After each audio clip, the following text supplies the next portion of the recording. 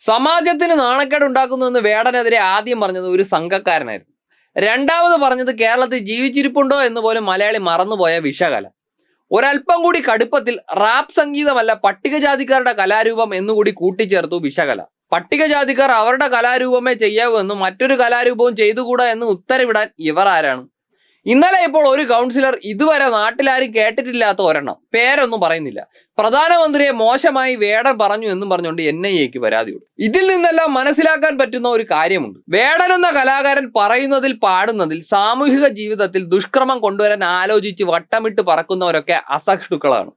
പിന്നെ മറ്റൊരു കാര്യം, കേരളത്തിൽ ഇപ്പോഴത്തെ സാഹചര്യത്തിൽ ചത്തോ ജീവിച്ചിരിപ്പുണ്ടോ എന്ന് നാട്ടുകാരോട് ചോദിച്ചാൽ ഹൂ കെയേഴ്സ് എന്ന് തിരിച്ചു ചോദിക്കുന്ന വർഗീയവാദികൾ വേടനെ ചൊറിഞ്ഞ് വീണ്ടും വീണ്ടും വാർത്താ പ്രാധാന്യം നേടാനുള്ള വഴികൾ തേടുകയാണ്. ഇപ്പോൾ സംഘികൾ കുത്തിയിരുന്ന് വേടന്റെ വീഡിയോകൾ കാണുകയാണ്. ജനം TV ഒക്കെ അതിനുവേണ്ടി ഒരു പ്രത്യേക ഡെസ്ക് തന്നെ ആരംഭിച്ചു എന്ന് തോന്നുന്നു.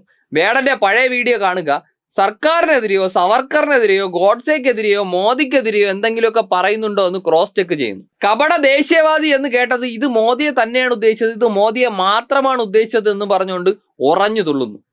അല്ല, ഇനിയിപ്പോ മോദിയെ തന്നെ ആണെങ്കിൽ എന്താണ് പ്രശ്നം? മോദിയെ വിമർശിച്ചാൽ ആകാശം ഇടിഞ്ഞു വീഴുമോ? എന്തായാലും സംഘപരിവാർ ജനാധിപത്യവും തമ്മിൽ ഒരു ബന്ധമില്ല എന്ന് വേടൻ ഇതിന് മറുപടിയായി പറഞ്ഞിട്ടുണ്ട്. വിഷകലയും മറ്റ് സംഘി ഭ്രാന്തുകൾക്കും സാംസ്കാരിക കേരളം മറുപടി നൽകും എന്നുള്ള കാര്യത്തിലും ഒരു സംശയവുമില്ല.